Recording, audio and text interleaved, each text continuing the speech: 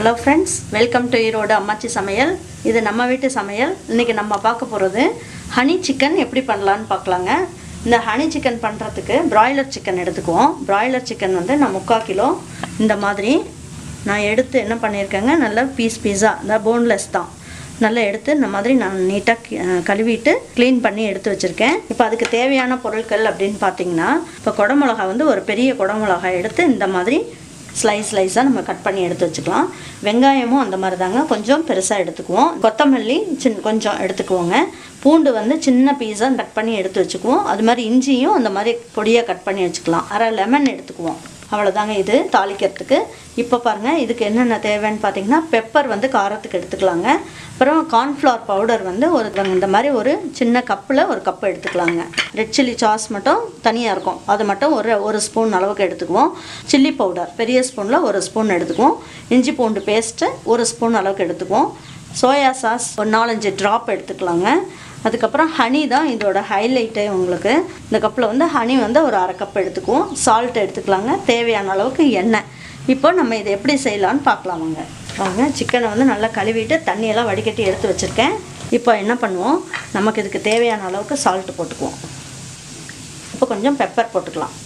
இந்த இஞ்சி பூண்டு பேஸ்ட்டு அப்படியே போட்டுக்கலாம், ஒரு ஸ்பூனுக்கு போட்டுக்கலாங்க. இல்லை போட்டு கொஞ்சம் நேரம் ஒரு 1/2 hour என்ன பண்ணுவோங்க, இதை பிசைஞ்சு வச்சிடலாம். நம்ம இந்த மிளகோட வாசமும் இந்த இஞ்சி பூண்டு வாசமும் சும்மா சூப்பராக இருக்குதுங்க. இதில் இந்த சிக்கனோட ஸ்மெல்லையே எடுத்துருச்சு. அதுக்காக தான் இந்த மாதிரி நம்ம பண்ணுறது. அவ்வளோதாங்க. இதை வந்து என்ன பண்ணுவோம், வெளியில் வச்சாலும் பரவாயில்ல, ஃப்ரிட்ஜுக்குள்ளே வச்சாலும் பரவாயில்லைங்க. ஒரு 1/2 hour இதில் அப்படியே இருக்கட்டுங்க.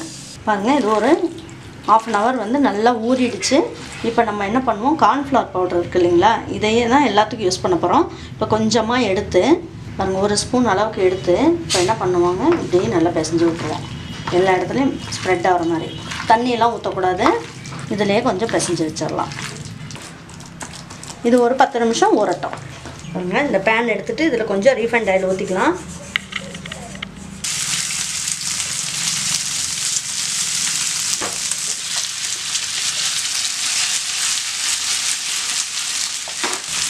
எண்ணெய் எல்லாம் ரொம்ப தேவையில்லைங்க, கொஞ்சம் எண்ணெய் ஊற்றி தான் எல்லாமே நம்ம பொரிச்சு எடுத்துக்கிறோம். அதில் அது நல்லா சிக்கன் வெந்துருச்சு. இப்போ என்ன பண்ணுவோங்க, எடுத்து வச்சிடலாம்.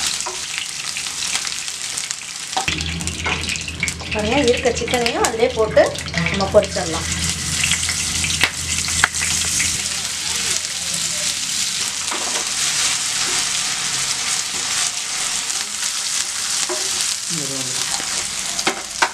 சூப்பராக ரெடி ஆகிடுச்சு.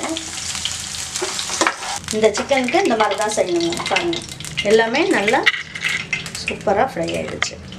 இந்த சிக்கன் எப்படி செய்யலான்னு பார்ப்போங்க. இந்த ஆயில்லையே நம்ம செஞ்சிடலாங்க. இஞ்சி போட்டுடலாம், பூண்டும் இதில் போட்டுடலாம். ரொம்ப வணக்க வேண்டியதில்லை. இப்போ பாருங்கள், இதில் வெங்காயம் போட்டுக்கலாம். ஒரு சின்ன பச்சை மிளகா 2 போடுறேன் நான்.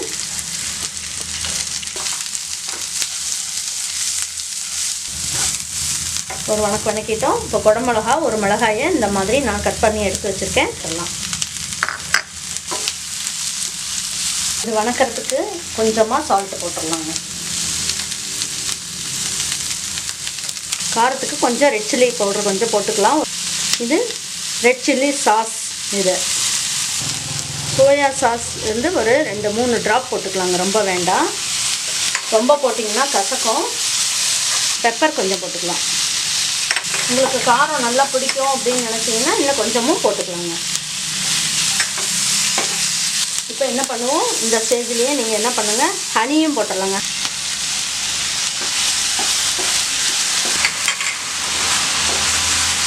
இப்போ பாருங்கள், டொமேட்டோ சாஸ் 2 ஸ்பூன் போடலாம். இப்போ எல்லாமே ஒரு கலக்கி விட்டுடலாம். கலக்கி விட்டுட்டு இந்த சிக்கன் எல்லாமே இதில் ஆட் பண்ணிக்கலாம். இந்த கார்ன்ஃப்ளவர் மாவு எடுத்து வச்சோம்னா ஒரு கப்பு, இப்போ இதில் ஒரு 2 ஸ்பூன் அளவுக்கு போட்டுக்குவோம். போட்டு கொஞ்சமாக தண்ணி ஊற்றி கலந்து இதில் ஊற்றிக்கலாங்க.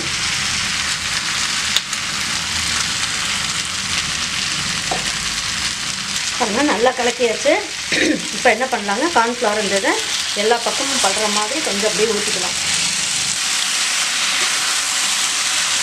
பாருங்கள், சைனீஸ் ஹனி சிக்கன் ரெடி ஆகிடுச்சு. இப்போ லேசாக கொத்தமல்லி தலையை லேசாக தூவி விட்டுட்டு நம்ம எடுத்துடலாங்க. நீங்கள் இதே மாதிரி நீங்கள் வீட்டில் செஞ்சீங்கன்னு வச்சுக்கோங்க, உங்களுக்கு ரொம்ப பிடிக்கும்.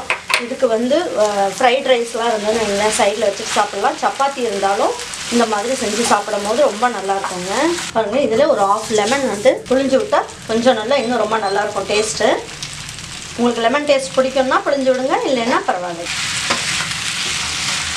சூப்பரான சைனீஸ் ஹனி சிக்கன் ரெடி ஆகிடுச்சு. இப்போது இதே நீங்கள் வீட்டில் செஞ்சு பார்த்துட்டு உங்களுக்கு பிடிச்சதுன்னா லைக் பண்ணுங்கள், ஷேர் பண்ணுங்கள், சப்ஸ்கிரைப் பண்ணுங்கள், மறந்துடாமல் கமெண்ட்ஸ் பண்ணுங்கள். தேங்க்யூ ஃபார் வாட்சிங் ஈரோடு அம்மாச்சி சமையல். தேங்க்யூ.